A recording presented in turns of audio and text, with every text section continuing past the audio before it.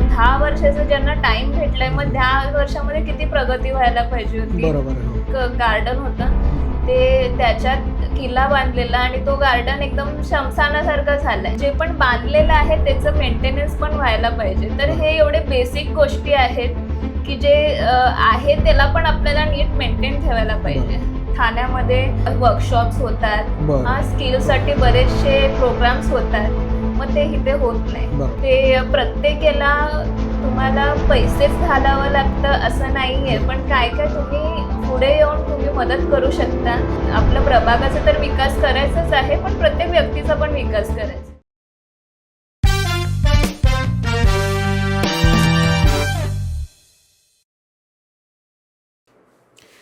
नमस्कार, मी Upendra Kasbekar x vision या चॅनलवर आपलं स्वागत करतो. आमच्या माझा प्रभाग माझा नेता या कार्यक्रमात आज आपण ज्योती दारविन मॅडमशी गप्पा मारणार आहोत आणि या नवनिर्वाचित नगरसेविका आहेत वॉर्ड क्रमांक 20मधून. चला जाणून घेऊया त्यांचं काय मत आहे. नमस्कार मॅडम. नमस्कार. सर्वप्रथम तुमच्याकडनं जाणून घ्यायला आवडेल की तुमचं बॅकग्राऊंड काय होतं आणि तुम्ही राजकारणात कशा आलात. तर माझं नाव ज्योती धारविन. मी स्वामी धारविन त्यांची मुलगी आणि राहायला महाडामध्ये. माझं शिक्षण मी बदलापूरमधून कात्रप शाळेतून केलं आहे. अच्छा. आणि त्यानंतर मी सायन्समधून माझा अभ्यास केला आहे बांदोडकर कॉलेजमधून. मी मास्टर्स इन सायन्स करून त्यानंतर अंधेरीमधून मी PG diploma in clinical research केला. ओके. त्यानंतर मी TCSमध्ये होते क्लिनिकल रिसर्चमध्ये. तर TCSमध्येच मला हायटेक डोमेनमध्ये काम करण्याची संधी भेटली 1 वर्ष, आणि त्यानंतर मी 2 फार्मा कंपनीजमध्ये होते. तर असं मला 11 वर्षाचा वर्क एक्सपिरियन्स आहे.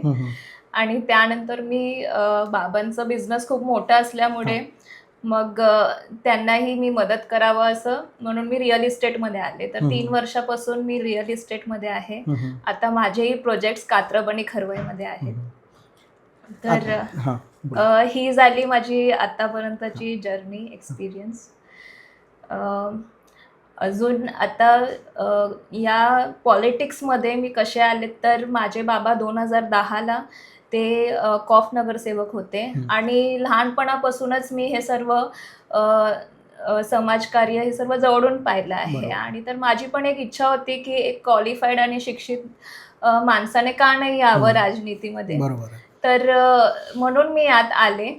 आणि जसं मी राहते त्या प्रभागात आणि सर्वीकडे मी बघितलं की इथे विकासाची खूप गरज आहे. तर चांगल्या व्यक्तीने का नाही यावं म्हणून यासाठी मी यात आले.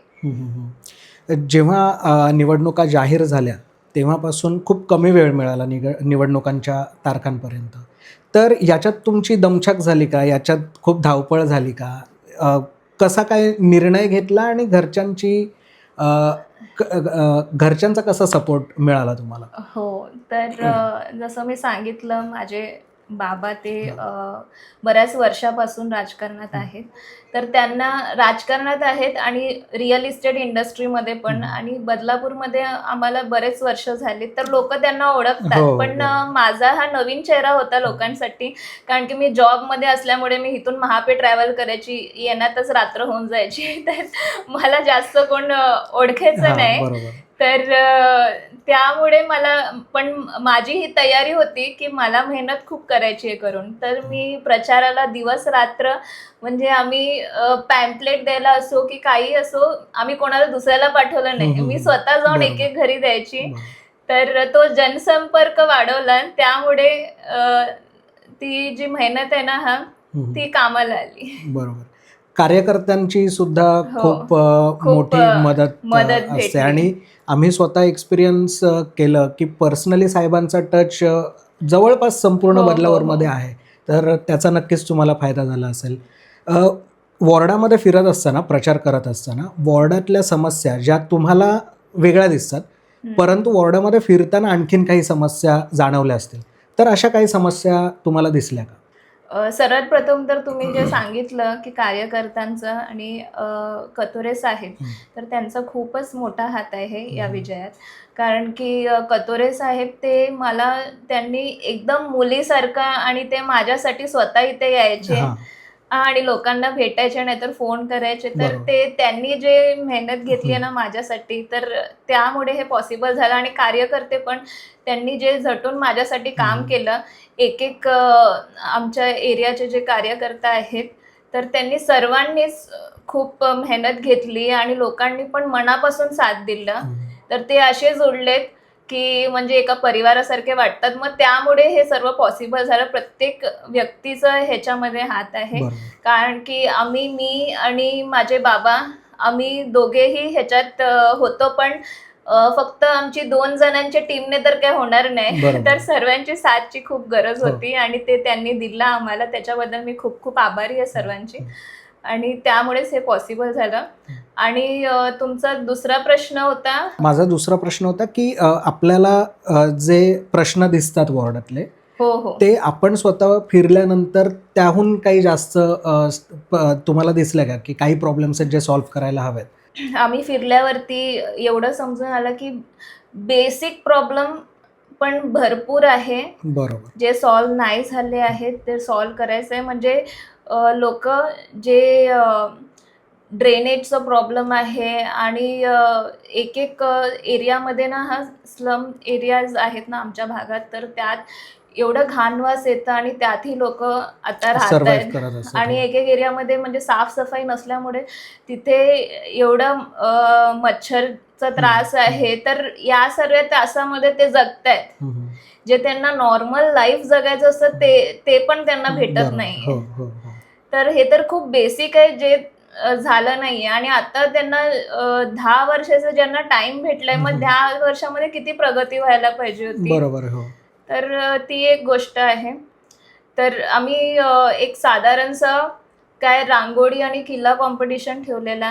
आणि त्यात आम्ही जाताना पण बघितलं, एक गार्डन होतं, ते त्याच्यात किल्ला बांधलेला आणि तो गार्डन एकदम शमशानासारखा झालाय.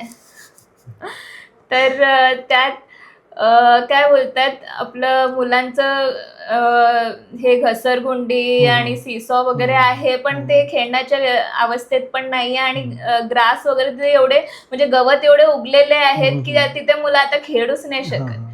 तर जे पण बांधलेलं आहे त्याचं मेंटेनन्स पण व्हायला पाहिजे. तर हे एवढे बेसिक गोष्टी आहेत की जे आहे त्याला पण आपल्याला नीट मेंटेन ठेवायला पाहिजे. तर असे बरेचशे गोष्टी समोर आलेत. तर त्यांच्याकडे आम्ही लक्ष देणार. आणि मुलं पण म्हणजे एवढ्या गुणी मुलं आहेत आपल्या इथे, तर त्यांना कोणाचा तरी असं सपोर्ट भेटायला पाहिजे की त्यांना एक चांगलं एक्सपोजर भेटायला पाहिजे की पुढे काहीतरी जाऊन करायला. आता आपण बघतो की ठाण्यामध्ये वर्कशॉप्स होतात, स्किलसाठी बरेचसे प्रोग्राम्स होतात, मग ते इथे होत नाही. बरोबर. तर म्हणजे एज्युकेशन वाईज ते टॅलेंटेड आहेत, पण मग त्यांना करिअर डेव्हलपमेंटसाठी त्यांना एक एक्सपोजर भेटला पाहिजे. तर त्यांना ट्रेनिंग नाहीतर काहीतरी कॉन्फिडन्स बूस्ट करायला इथे वर्कशॉप्स असले पाहिजे. तर ते आम्ही विचार करतोय की इथे आपण ठेवू करून असले वर्कशॉप्स. आणि अजून बोललं तर इथे तुम्ही बघता की फायनान्शियल अवेअरनेस, हेल्थ अवेअरनेस आणि जे बेसिक आपलं गार्बेज सॅनिटरी अवेअरनेस पण नाही आहे. तर असल्या भरपूर गोष्टी आहेत. ते प्रत्येकाला तुम्हाला पैसेच घालावं लागतं असं नाहीये, पण काय काय तुम्ही पुढे येऊन तुम्ही मदत करू शकता त्या मुलांच्या डेव्हलपमेंटसाठी, त्यांच्या करिअरसाठी. तर हे सर्व तुमच्या मनात असायला पाहिजे. बरोबर. तर हे जेव्हा आपण विचार करतो तेव्हाच ते शक्य होऊ शकतात. म्हणून तोच आमचा विचार आहे की हे आपल्या प्रभागाचा तर विकास करायचाच आहे, पण प्रत्येक व्यक्तीचा पण विकास करायचा आहे. तुम्ही जे सांगितलं याच्याशी संबंधित 2-3 प्रश्न विचारतो. ओके. गार्डनचा मुद्दा तुम्ही घेतलात, तर आम्ही बदलापूरमध्ये बघतो की गार्डन बऱ्यापैकी वाढलेत आणि त्याच्यात नवनवीन प्रकार येत गेलेत आणि सुशोभीकरणानुसार सुद्धा अनेक प्रयत्न केले जातात. आत्ता जे गार्डन म्हाडा परिसरात आहे त्यात तुम्ही काही सुधारणा करण्याचा प्रयत्न करताय? सर्वात पहिले तरी मोठा फरक आपल्याला कुठे दिसून येतो, सर्वात पहिले क्लीनलीनेस ठेवला, ते आणि लँडस्केपिंग. बरोबर. जेव्हा तुमच्या दृष्टीला ते लँडस्केपिंग दिसून येतं तेव्हाच तो प्रभाग चांगला वाटतो. बरोबर, तर हो. आमचा सर्वात पहिला फोकस हेच आहे की क्लीनलीनेस असावं, एक कचऱ्याची अवेअरनेस असायला पाहिजे आणि तो कचरा पण कसा प्रॉपरली रिसायकल होणार आणि ते बरोबर. सर्व मॅनेजमेंट व्हायला पाहिजे आणि लँडस्केपिंगच्यामुळे कसं सुंदर दिसणार आपल्या आजूबाजूचं, तर तो एक विषय आहे. तर आम्ही त्याच्यावरती खूप लक्ष देणार आहे. दुसरी गोष्ट, तुम्ही वर्कशॉप्स आणि महिलांना कसं सक्षम करायचं व्यवसायामध्ये किंवा त्यांना Right. प्रोत्साहन कसं द्यायचं याच्याबद्दल बोललात. तर त्याच्यावर असा फिक्स काही प्लॅन आत्ता डोक्यात आहे की तुम्ही अजून काही लोकांशी बोलून? जेव्हा मी प्रचाराला जात होते तेव्हाच माझ्या लक्षात आलेलं की बऱ्याच लोकांचे घरगुती बिझनेसेस आहेत, पण मग ते बऱ्याच लोकांना माहीत नाही. तर काय होतं की जर माहीत पडलं तर ते आपल्याच इथे बदलापूरमध्येच तो बिझनेस वाढेल. तर असं काहीतरी करणार आहे की थ्रू ॲप नाहीतर काहीतरी करणार की त्यांना एकमेकांचं माहीत पडायला पाहिजे की आपल्या इथे काय बिझनेस चालू आहे, म्हणजेच ते आपला प्रोग्रेस होईल. बरोबर. सगळेजण एक प्लॅटफॉर्मवर आले तर त्यांना एकत्र राईज करता येईल. राईट. याच्या पुढे जाऊन सौरभ दादांशी काल आम्ही बोललो, तर तुम्ही दोघं संगनमताने कसं काम करणार आहात, कसं जुळवून येणार आहात? कारण दोघांचा प्रभाग रचना आता वेगळी आहे. त्यांच्या म्हणजे ओळखीतला एक वॉर्ड होता, तुमच्या ओळखीतला एक वॉर्ड होता. आता दोघांना मिळून काम करायचं आहे, तर कसं जुळवून आणणार तुम्ही? आम्ही तर हे सेपरेट वॉर्ड असं काय समजतच नाहीये. हे आम्ही एक प्रभाग म्हणूनच चालतो आहे. जर तुम्ही बघणार तर मी जिथे राहते माझ्या अपोजिटची जी व्यक्ती होती, म्हणजे माझं जे अपोजिट पार्टी बरोबर जे होतं, तर ते सौरभ जिथे राहतो तिकडचा भाग होता आणि त्याचा माझ्या इकडचा भाग होता. तर आम्ही असं काही समजत नाही की सेपरेट ह्याचं आणि त्याचं करून, आम्ही दोघे मिळूनच नेहमी काम केलं आहे आणि पुढेही तसंच करणार. आधी पण आम्ही आमचे विजन्स वगैरे सर्व एकत्र डिस्कस करून मांडून घेतले होते. 35+ विजन्स आम्ही दोघेही बसून, मग नंतर दुसऱ्यांची पण चर्चा केली, त्याच्या घरातले, माझ्या घरातले. तर कुठले वर्कआउट होऊ शकतो नाही होऊ शकत, आम्ही राजन घोरपडे त्यांच्याकडे गेलो, त्यांच्याशी डिस्कस केलं. तर जेव्हा म्हणजे असला जोडीदार भेटतो की जो तुमचे विचार समजून तुमच्याशी बोलू शकतो, तर हे खूप बरं वाटतं. तर म्हणून मला गर्व आहे की मला म्हणजे बरं वाटतं की मला सौरभ असा जोडीदार भेटला. तुम्ही 2 मोठ्या नेत्यांची नावं घेतली, तर संपूर्ण निवडणुकीच्या प्रोसेसमध्ये आणि ओव्हरऑल तुम्ही इतक्या वर्षांपासून काम करता, इथून पुढेही तुम्हाला बदलापूरमध्ये काम करायचं आहे, मग ते राजकारणात असो किंवा तुमच्या व्यवसायामध्ये असो. या सगळ्या प्रोसेसमध्ये कथोरे साहेब, राजन घोरपडे साहेब आणि बाकीचे नेते यांचा सपोर्ट कसा मिळतो तरुण नेतृत्वांना?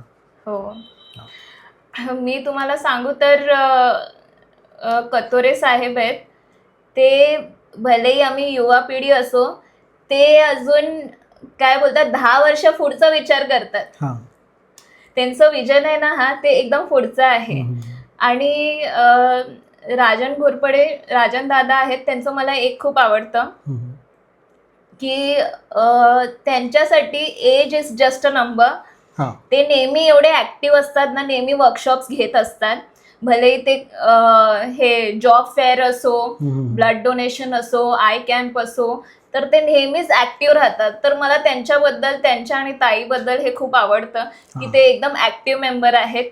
तर आपल्याला फक्त एज्युकेशन असणं महत्वाचं नाही, की ते ऍक्टिव्ह पण असायला पाहिजे आणि नेहमी काम करत राहायला पाहिजे. तर ते इम्पॉर्टंट आहे. तर मला ह्या सर्वांचाही मला खूप प्राऊड फील होतं की मला ॲटलिस्ट जे हेड असतं ते इम्पॉर्टंट असतं आणि ह्या लोकांसारखे जे मला मोठे नेते भेटलेत, तर मला त्याच्यावरती खूप गर्व आहे. व्यवसायाच्या दृष्टीने आणि राजकारणाच्या दृष्टीने तुम्ही आता पुढे जाऊन राजकारणावर कम्प्लीट फोकस करणार आहात की व्यवसायावर सुद्धा फोकस करणार आहात? कसं मॅनेज कराल? मॅनेज तर आता करायचंच आहे आणि चांगल्या कामासाठी पण आपल्याला लक्ष द्यायचं आहे आणि स्वतःचं काम पण सांभाळायचंच आहे. कारण की माझं तर हेच ध्येय आहे की मला काय दुसऱ्या कुठल्या फक्त पॉलिटिक्सवरती डिपेंड राहायचं आहे आणि स्वतःचं काय नाही हम्म. का पूर्ण त्याच्यामध्ये इन्व्हॉल्व्ह होऊन असं नाही करायचं. मला एक बॅलन्स ठेवून चालायचं आहे की माझं बिझनेस पण काय मी बघीन आणि मला हे फक्त माझ्या एका चांगल्या कामासाठी मी ठेवीन की मला चांगलं काम करायचंय तर मला ह्याच्यामध्ये एक्स्ट्रा टाइम काढून मला ते दोन्ही बॅलन्स करायला लागणार आहे. ॲज अ महिला हो आता आपल्या वॉर्डात सुद्धा अनेक महिला असतील, तर महिला सक्षमीकरणासाठी काही कार्यक्रम राबवणार तुम्ही? हो, महिलासाठी खरं तर मला ॲज अ वुमेन एक सॉफ्ट कॉर्नर आहे की कारण की मलाही छोटा बाळ आहे तर मी समजू शकते की महिलांना ते लहान मुलाबरोबर जॉब करणं हे सर्व म्हणजे खूप चॅलेंजिंग आणि डिफिकल्ट पार्ट असतं. हां. तर त्यांना ॲज अ सपोर्ट आपण काय करू शकतो आणि जे पण योजना आहेत तर मी ते रुचिताताईंशी वगैरे डिस्कस करून ते आपल्या इथे राबवण्याचा प्रयत्न करीन. आणि कसं हे अंगणवाडी वगैरे आपल्या इकडे आहे पण त्यांना प्रॉपर एक जागा नाही आहे तर हां. मग कसं त्यांच्यासाठी काय करू शकतो तर ह्याचा सर्वांचा विचार आहे माझ्या मनात. ओके. मॅडम, या युवांना आणि महिलांना आणि ओव्हरऑल तुमच्या प्रभागामधल्या सर्वच जनतेला तुमच्यापर्यंत पोचण्यासाठी कसा संपर्क साधायचा आणि तुमच्या ऑफिसपर्यंत कसं यायचं? काही सोशल मीडिया प्लॅटफॉर्म्स आहेत का ज्याच्यावर तुम्ही ॲक्टिव्ह राहणार आहात, जिथे लोक आपले प्रश्न मांडू शकतात, असं काही प्लॅन्ड आहे का आत्ता? सोशल मीडिया प्लॅटफॉर्म नाहीये पण सर्वांकडे माझा डायरेक्ट कॉन्टॅक्ट नंबर आहे. अच्छा. हो, तर मी व्हॉट्सअप ग्रुप तर आहेतच. आता ते व्हॉट्सअप ग्रुप खूप कॉमन झालं आहे आणि काय बोलतात ऑफिसचा एक टाइम आम्ही डिक्लेअर करतो आहे. ओके. तर सौरभ आणि मी दोघेही तर दोघांचाही नंबर सर्वांकडे आहे आणि आम्ही असं ट्राय करणार की टेक्नॉलॉजी वाईज की त्यांचा जो पण प्रॉब्लेम्स आहेत ते आमच्यापर्यंत लगेच कसं पोचणार आणि आमची एक टीम ठेवणार ज्याच्याने ते लोक काही प्रॉब्लेम्स असेल तर म्हणजे कधी आम्ही कुठे असलो तर आमची टीम पोचायला पाहिजे. बरोबर. तर तो मॅनेजमेंट एक आम्ही ठेवणार. ठीक आहे. या होत्या ज्योती दार्विनताई आणि आपण त्यांच्याशी अतिशय छान गप्पा मारल्या.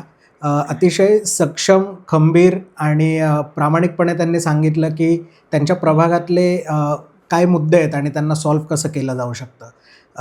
तर भेटूया पुढच्या भागात. धन्यवाद.